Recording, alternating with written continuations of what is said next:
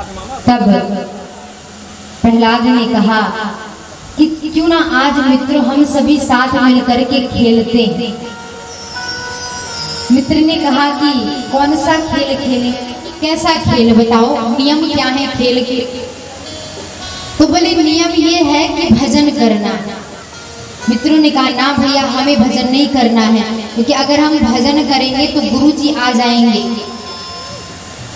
तुम्हारे पिताजी आ जाएंगे, और अगर पिताजी आ गए तो फिर जानते हो। तो प्रहलाद जी ने कहा कि मुझे खाई से फेंकवा दिया तब भी मुझे कुछ नहीं हुआ, हाथी के सामने भी मुझे फेंकवा दिया तब भी मुझे कुछ नहीं हुआ, तो अब क्या हुआ। मेरी बात मानो और तुम सब भजन करो मेरे साथ। आज किसी के हाथों में मृदंग दे दिया,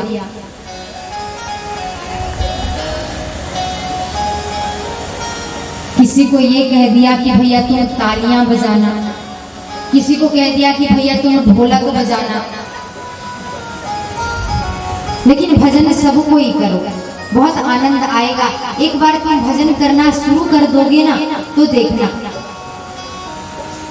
आज प्रहलाद जी की बात मान करके सभी भजन में लग जाते हैं और सभी गा रहे हैं क्या, नारायण नारायण श्रीमन नारायण नारायण नारायण श्रीमन नारायण नारायण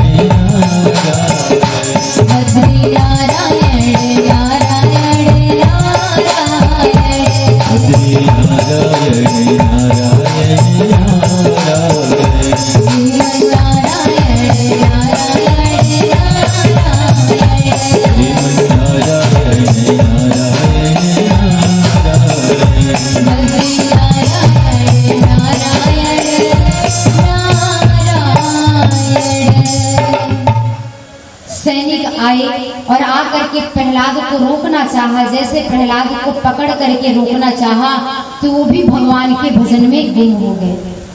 बहुत समय बीत गया तो गुरु जी ने सोचा कि अरे भैया सैनिकों को तो भेजा था, अभी तक आए क्यों नहीं, तो स्वयं आ जाते हैं पतले दुबले से गुरु जी को आते देखकर मित्रों ने, सखाओं ने प्रहलाद जी की इशारा किया कि भैया गुरु जी आ रहे हैं। प्रहलाद जी ने कहा कि आने दो, आज जो होगा देखा जाएगा। प्रहलाद जी आए, भजन कर रहे हैं, वो तो है ही, लेकिन गुरु जी आते हैं। गुरु जी जैसे आए तो आज प्रहलाद देखते हैं जितने मित्र थे सबको इशारा कर दिया और मित्रों ने गुरु जी को गोद में उठा लिया। जैसे गोद में उठाया तो आज गुरु जी भी भजन में लगे गए, नारायण नारायण नारायण। और ऐसा कीर्तन चला, ऐसा कीर्तन चला कि हिरण्यकश्यप को पता चला। जैसे पता चला तो हिरण्यकश्यप आया, बड़े क्रोध में था, अपने पुत्र को देखा, गुरु जी को फटकार लगाई कि मैंने तुम्हें मना किया था कि तुम मेरे पुत्र को ऐसी शिक्षा मत दो, और आज तुम स्वयं नारायण का नाम ले रहे हो।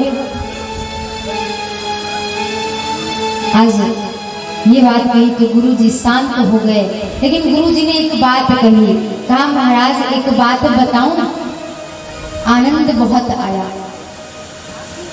गुरु जी जैसे ये बात बोले आनंद बहुत आया हिरण्यकश्यप ने कहा कि एक तो मेरे पुत्र को बुरी शिक्षा देते हो, ऊपर से कहते हो कि बहुत आनंद आया।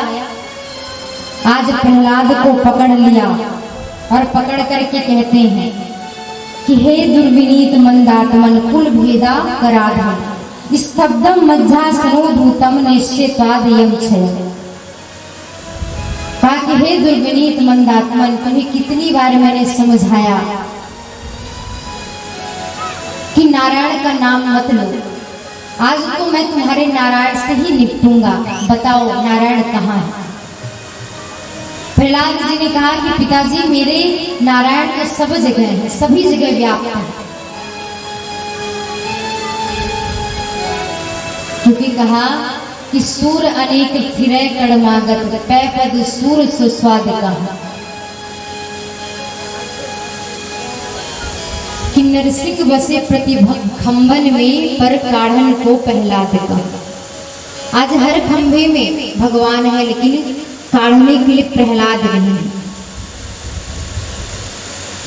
हिरण्यकश्यप ने कहा कि ये बताओ कि तुम्हारा भगवान, तुम्हारा नारायण इस खंभे में है? तो प्रहलाद ने कहा हाँ, मेरे भगवान इस खंभे में भी है, क्योंकि मेरे भगवान सर्वत्र व्याप्त है। आज हिरण्यकश्यप क्रोध में आकर के अपनी तलवार को उठाता है और उसी खंभे पर मुष्टिक प्रहार करता है, जिसमें प्रहलाद ने कहा कि नारायण है। आज तलवार लिया और लेकर के मुष्टिक प्रहार खंभे पर किया, और जैसे मुष्टिक प्रहार किया तो उसमें से नरसिंह भगवान का अवतार हो जाता है। बोले नरसिंह भगवान की आज नरसिंह भगवान का स्वरूप इतना भयानक है कि कई लोग देख करके बेहोश हो जाते हैं। यहाँ तक कि हिरण्यकश्यप महाराज तक बेहोश हो गए, मूर्छित हो गए। बड़े बड़े नाखून, बड़े बड़े दांत,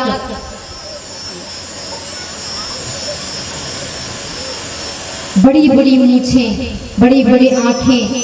आज इस दृश्य को देख करके सभी डर गए। और तभी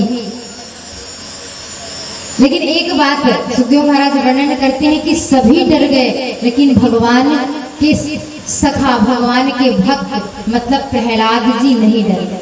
आज भगवान के स्वरूप को देख रहे हैं बड़े प्रेम से। हिरण्यकश्यप को जब होश आया, मूर्छित हो गए थे, उस हिरण्यकश्यप ने कहा कि महाराज अगर तुम मुझे मारना चाहते होगे ना तो तुम मुझे नहीं मार सकते। क्यों? क्योंकि मैंने ब्रह्मा से वरदान मांगे। भगवान ने कहा कि कौन से वरदान मांगा है आपने? तो कहा मैंने वरदान मांगा है कि न मैं दिन में मरूं न मैं रात में मरूं। भगवान ने कहा कि तुम ही बता दो ये दिन है कि रात।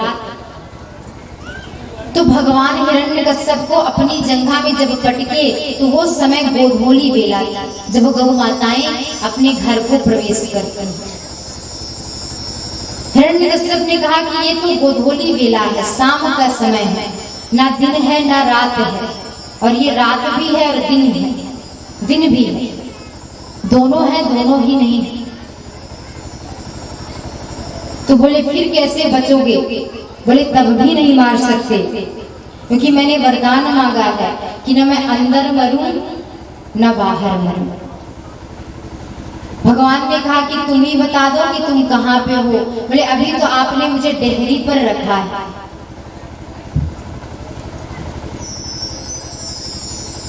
कहा कि फिर भी नहीं मार सकते। ऐसे ये भी वरदान मांगा है कि न मैं अस्त्र से मरूं न मैं शस्त्र से मरूं।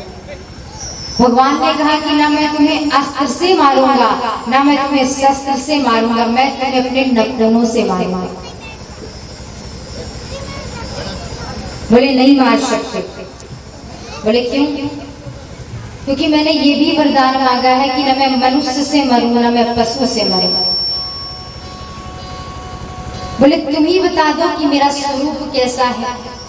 कहा तुम तो मनुष्य भी हो और पशु भी हो, शेर का मुख है और मनुष्य का शरीर है। कहने का अर्थ है कि तुम दोनों हो और दोनों भी नहीं हो, एक चीज तो है ही नहीं भगवान।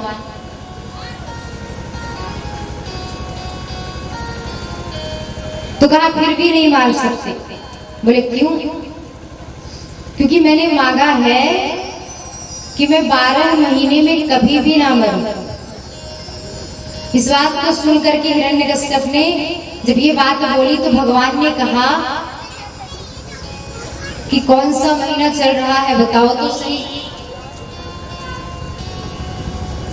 कहा ये तो 13वां महीना है, पुरुषोत्तम मास।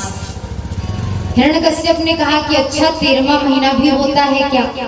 अगर मुझे पता चलता तो मैं इसके लिए भी मांग लेता, लेकिन फिर भी नहीं मार पाऊंगा। क्यों? क्योंकि मैंने एक वरदान ये भी मांगा था अंतिम में ब्रह्मा से कि हे ब्रह्मा, तुम्हारी बनाई हुई सृष्टि में मैं किसी भी चीज से ना मरूं। तो भगवान ने कहा हिरण्यकश्यप, ब्रह्मा ने हमें नहीं बनाया, हमने ब्रह्मा को बनाया है। बोले तुम हो कौन? बोले मैं नारायण। ये बात सुन करके उठ करके तलवार से मारने के लिए दौड़ने लगा। भगवान जोरों से पकड़ते हैं, अपनी जंघा पर पटकते हैं और अपने नखूनों से उसके पेट को चीर देते हैं। बोले नरसिंह भगवान की जय, बांके बिहारी लाल की जय। का जब अंत किया कि उसके अंतड़ियों को धारण कर लिया गया। परीक्षित ने प्रश्न किया कि महाराज ऐसा क्यों किया उन्होंने? तो कहा कि भले ही हिरण्यकश्यप राक्षस था, लेकिन उसने प्रहलाद जैसे भक्त को जन्म दिया था, इसलिए भगवान ने ऐसा किया। लेकिन हिरण्यकश्यप को मारने के बाद भी भगवान का कोप शांत नहीं हुआ, और जब कोप शांत नहीं होता तो प्रलय आ जाता है। आज कोप शांत करने के लिए देवी देवता आते हैं, स्तुति करते हैं, प्रार्थना करते हैं कि हे भगवान आप शांत हो जाइए, अपने गुस्से को ठंडा करिए। यहाँ तक कि लक्ष्मी मैया को बुलाया जाता है कि आप जाइए और जाकर के भगवान को शांत कराइए। लेकिन आपको पता है लक्ष्मी मैया भी आई और भगवान के इस भयानक स्वरूप को देखा तो डर के मारे ऐसे भागी कि सीधे बैकुंठ में दूसरी सांस। पहले तो कह रही थी कि आप सभी निश्चिंत हो जाइए, मैं प्रभु को शांत कर लूंगी। वैसे भगवान कभी क्रोधित तो इतना होते नहीं थे, लेकिन अभी हुए हैं, शांत कर लूंगी। लेकिन इस स्वरूप को देखा तो वो भी डर के मारे सीधे बैकुंठ चली गई। आज भगवान प्रहलाद जी को अपने गोद में लेते हैं, गालों पे हाथ फेर रहे हैं और इतना प्रेम दिखाया भगवान ने प्रहलाद को कि आज बड़े प्रेम से प्रहलाद के गालों को चाट रहे हैं। इतनी सुंदर झांकी सुखदेव महाराज वर्णन करते हैं कि बड़े बड़े लोग भगवान के प्रेम के लिए तरसते हैं, और इतना सौभाग्यमान है प्रहलाद कि आज भगवान की गोद में बैठ करके भगवान का लाड़ प्यार पाता। लेकिन ये कहने से पहले ही प्रहलाद जी रुक गए, बस यही बोल दिया कि भगवान मेरी जो इंद्रियां हैं वो हमेशा आपका दर्शन चाहे, आपका भजन करना चाहे, और ये जो मेरा मन है ना वो हमेशा आपके चरणों में लगा रहे, और कुछ नहीं मांगना। भगवान ने कहा कि कुछ तो मांगो, मैं तुमसे बड़ा प्रसन्न हूं। आपको पता है प्रहलाद जी कुछ भी नहीं मांग रहे थे, लेकिन इधर जितने देवी देवता थे सभी डर के मारे कांप रहे थे। सभी देवता एकत्रित होते हैं और सभी कहने लगे, ब्रह्मा जी कहते हैं अगर इसने हमारी गद्दी को मांग लिया तो हमारा क्या होगा।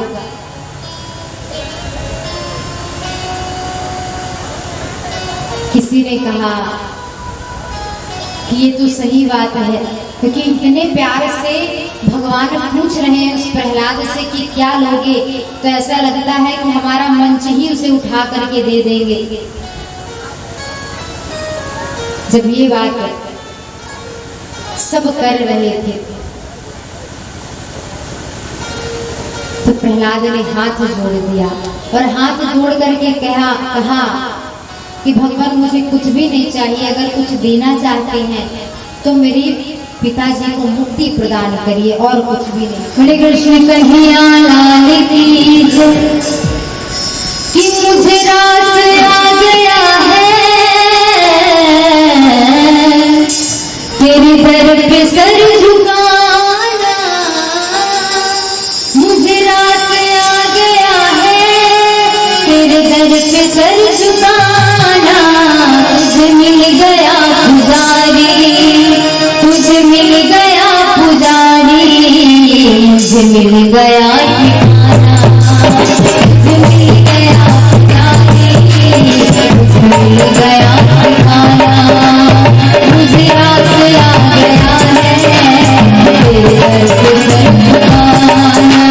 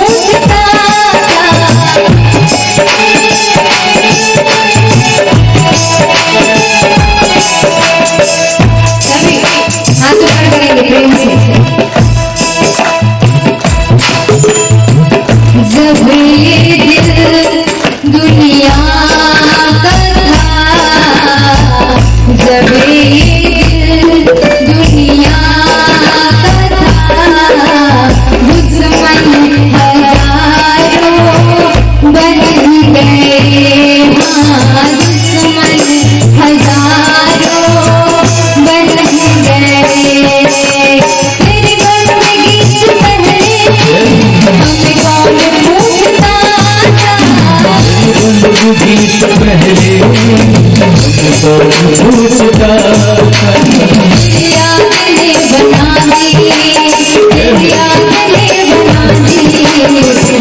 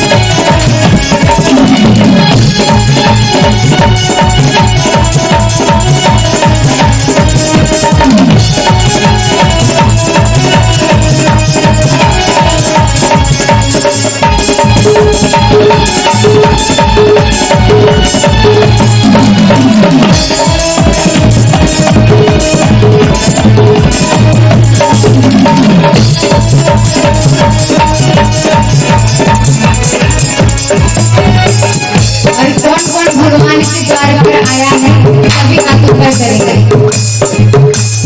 दुनिया की ठोकरों से आया मैं तेरे द्वार, दुनिया के ठोकरों से आया मैं तेरे द्वार, दुनिया की ठोकरों से आया मैं तेरे द्वार, दुनिया के ठोकरों से आया मैं तेरे द्वार। सभी हाथों पर करके मेरे मुरली वाले मोहन, मेरे बंसी वाले मोहन, मेरे मुरली वाले मोहन,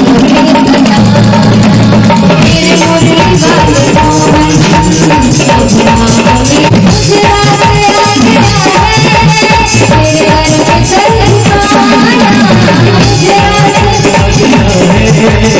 मेरे दिल पे चल दुबारा, मुझे रात आ गया है, मेरे घर पे चल पाना, मुझे रात आ गया है, मेरे दिल पे चल दुबारा।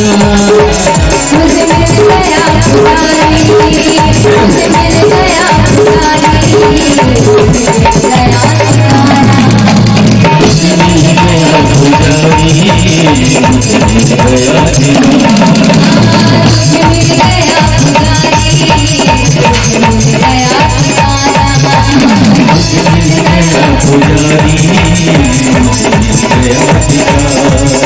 मुझे रात आ गया है, मेरे घर पे चल पाना, सभी मुझे रात आ गया है, तेरे घर पे चल पाना, मुझे रात आ गया है, तेरे घर पे चल पाना, मुझे रात आ गया है, तेरे घर पे चल पाना, मुझे रात आ गया है, तेरे घर पे चल झुकाना।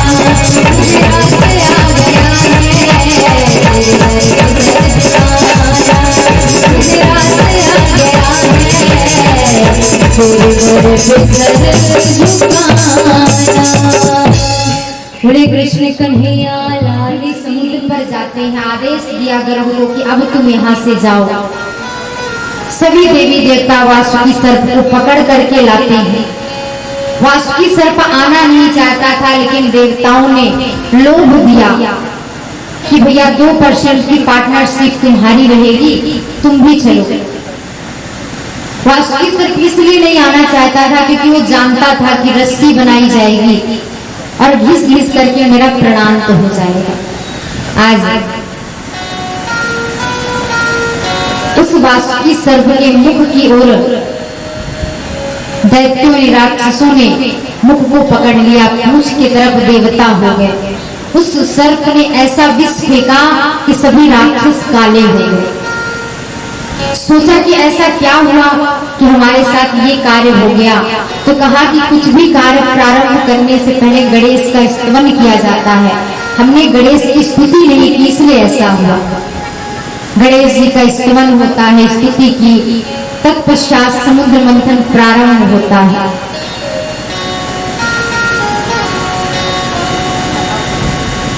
हरे कृष्ण कन्हैया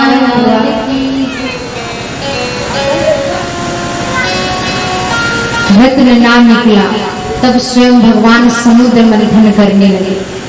जैसे समुद्र मंथन करने लगे तो सबसे पहले हलाहल विष निकला, जिसका पान शंकर भगवान ने किया और तभी से उनका नाम पड़ गया नीलकंठ। नीलकंठ भगवान की जय। 14 किस्म के रत्न निकले, अंत में अमृत निकला। अब उस अमृत का पान करने के लिए दैत्यों में और देवताओं में युद्ध मच गया। तब स्वयं भगवान मोहिनी का रूप धारण करते हैं और अमृत का बंटवारा करते हैं। उस युद्ध में सभी दैत्य मारे गए।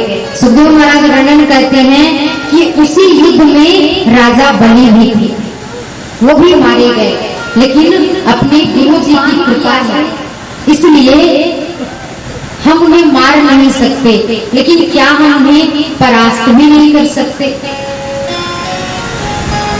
गुरु जी ने कहा कि कर सकते हैं। कैसे?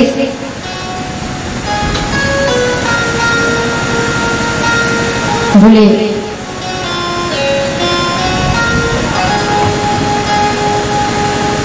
कि एक बात बताऊं बलि, जो देवता है ना, वो 3-4 चीजें बड़ी अच्छे से करते हैं। क्या? संतों का सम्मान, अतिथि का सत्कार, गौ माता की सेवा। ये 3 चीज बड़ी निष्ठा से करते हैं। अगर ये तुम करने लग जाओ तो तुम उनको परास्त कर सकते हो। संतों का सम्मान सभी को करना चाहिए, गौ माता की सेवा सभी को करनी चाहिए। आपको पता है गौ माता में 33 कोटि देवी देवताओं का वास होता है, और अगर हम उनकी सेवा कर लिए तो सभी देवी देवताओं की सेवा हो गई। कि स्वागतम ते नमस्तुभ्यं ब्रह्माणि किं करवामते ब्रह्मार्णाम तपे साक्षान् मन्ये तवार्य बभूधरम्। महाराज आपका स्वागत है, आप आए, बड़ी कृपा की। आज भगवान के स्वरूप को देख करके राजा बलि मोहित हो गए, हाथ जोड़ लिया, बड़ी कृपा की कि आप हमारे यहाँ पहुंचे।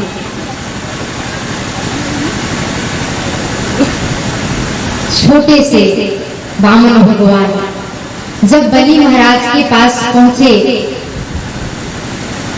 तो जाते जाते जैसे पहुंचे तो वामन भगवान ने अपनी आंखें बंद कर दी।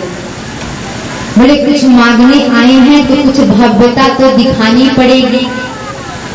वामन भगवान पहुंचे, आंखों को बंद कर लिया, एकदम जाप में लगे हैं। बलि महाराज ने कहा कि ब्राह्मण देवता आप आए, बड़ा सुंदर लगा, बड़ा सुंदर स्वरूप है, आपका स्वागत है हमारे यहाँ, बताइए आपको हमसे क्या चाहिए। बलि महाराज ने जब ये कहा तो वामन भगवान कुछ भी ना बोले, केवल शांत थे।